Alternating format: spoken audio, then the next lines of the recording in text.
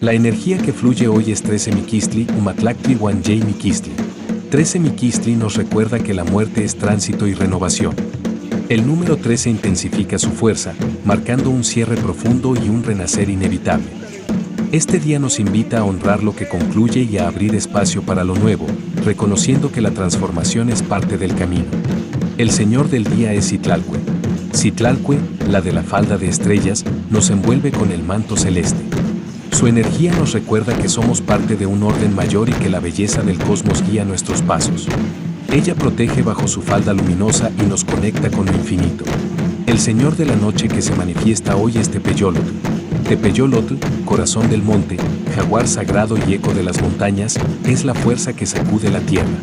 Su presencia nos llama a escuchar la voz profunda de la naturaleza y a reconocer el poder oculto que habita en lo indómito.